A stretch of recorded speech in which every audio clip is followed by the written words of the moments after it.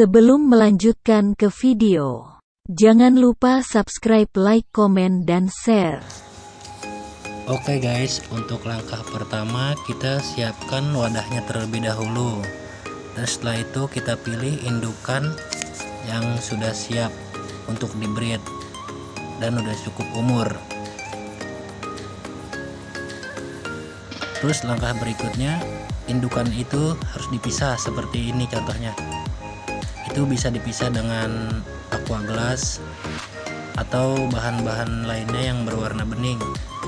Gunanya untuk penjodohan ya guys ya, biar dia tidak kaget atau menghindarkan kematian. Biasanya kalau ikan yang agak galak itu betinanya yang mati, seperti itu.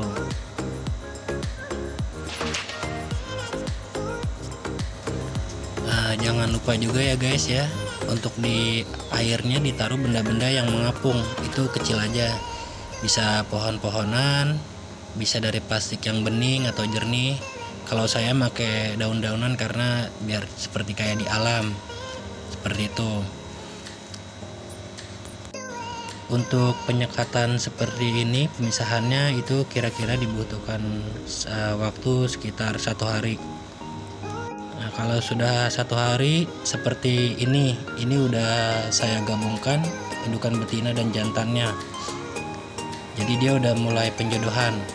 Biasanya untuk karakter ikan itu berbeda-beda ya guys.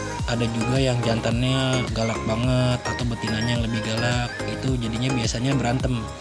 Tapi itu nggak usah khawatir ya guys, karena itu emang penjodohan untuk tahapan untuk dia kawin, masa kawin seperti itu. Kalau yang contoh seperti ini kurang aktif, biasanya yang lebih bagus itu jantannya aktif, seperti itu. Dan nanti perlahan si indukan jantannya akan membuat sarang di atas benda-benda yang kita taruh yang mengapung, seperti daun-daun yang saya taruh di atas itu. Dia akan menyerang, itu berbentuk seperti busa. Nanti sudah saatnya kawin, dia akan, si betinanya itu akan main ke area sarang tersebut dan akan kawin di sekitar situ. Jadi nanti akan bertelur dan bersarang di tempat gelembung yang dibuat oleh jantan.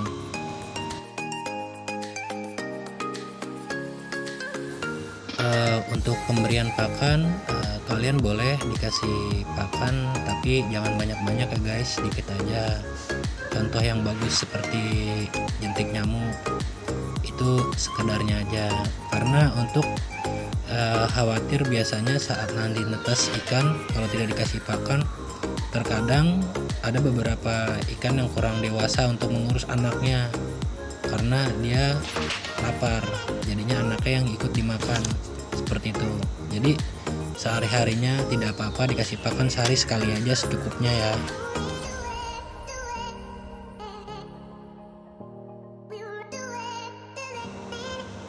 Oke, di sini saya juga memberi contoh 2 indukan. Jadi saya bukan indukan yang tadi, yang pertama ini ada 2. Jadi yang satu lagi biar kita ada contohnya lebih banyak ya guys ya, biar memahami juga lebih enak. Jadi saya ada 2 tempat yang berbeda yang lagi di breed seperti ini nih guys.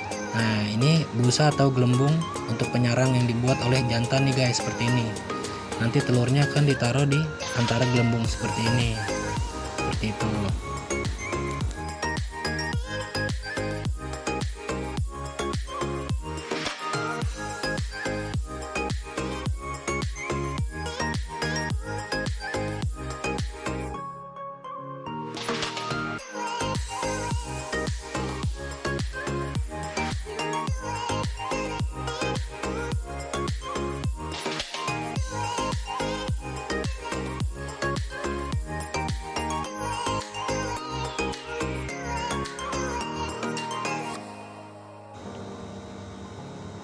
Nah guys, ini contoh yang sudah bertelur ya.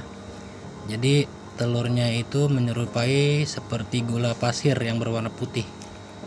Dia hampir samar sama busa atau gelembung, tapi dia warnanya lebih putih ya guys ya. Nah itu tuh bisa dilihat seperti gula.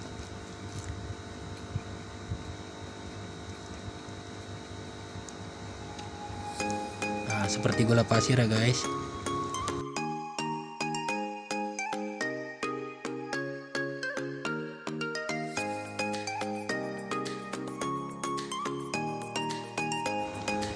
Kalau kalian saat melihat telurnya masih sedikit dan kira-kira si betina masih bermain di bawah gelembung itu dan si sang jantan masih mendekati betina, itu jangan buru-buru diangkat dulu ya guys betinanya, karena telurnya masih belum semuanya dikeluarkan seperti itu. Jadi nggak apa-apa, didiamkan saja sampai telurnya full banyak dikeluarkan. Nah itu contohnya seperti ya guys ya.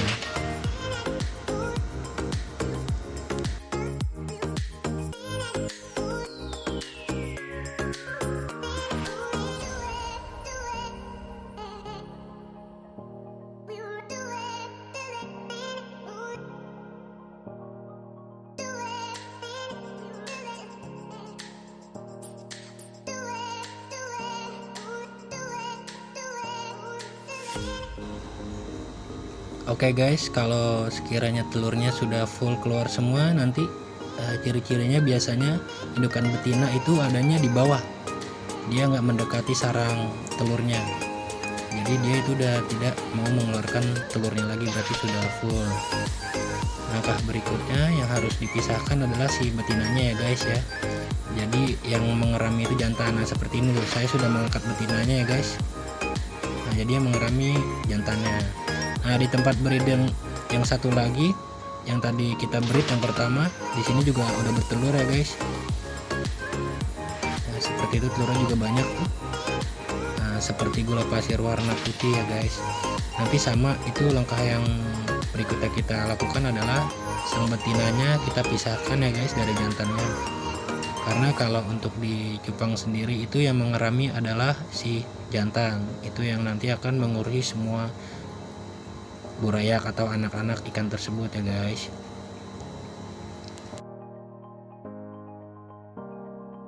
Apabila telurnya sudah menetas, itu si sang jantannya jangan diangkat dulu ya guys, karena untuk umur 1, 2, atau 3 hari sang burayak masih belum bisa berenang, masih dibantu oleh jantannya. Kalau untuk dipisah minimal kira-kira setelah 4 hari ya guys, itu boleh, atau sampai seminggu 2 minggu itu tidak apa-apa. Yang penting untuk pakan sang jantan itu jangan sampai telat, jangan sampai lupa, karena takutnya si sang jantan makan burayaknya. Nah di sini saya sudah menyiapkan alat yang saya buat sendiri guys ya, untuk mengangkat sang jantan itu dari gelas aqua yang saya bolong-bolongin agak besar. Itu gunanya supaya tidak burayaknya ikut kesaring ya guys. Sebenarnya sih pakai tangan langsung itu nggak apa-apa, saya menghindarkan yang lebih higienis aja, walaupun takutnya tangan saya kotor atau terkena sabun saya sudah cuci atau kena minyak gitu. Karena burayak sendiri sensitif, kalau airnya kotor sedikit itu gampang pada mati. Nah saya menggunakan alat itu boleh kok dicontoh atau bikin itu mudah, pakai aqua gelas aja guys yang dilobang-lobangin agak besar seperti itu untuk mengangkat sang jantan. Itu burayakku udah kelihatan ya guys ya. Ini saya pisah umur 4 hari ya guys, burayak yang sudah umur 4 hari yang sudah bisa berenang. Nah seperti ini ya guys, sang jantannya saya sudah pisahkan. Terima kasih sudah mendukung channel ini, agar channel ini terus berkembang. Jangan lupa subscribe, like, komen, share, dan nyalain loncengnya ya guys, biar update video-video terbaru.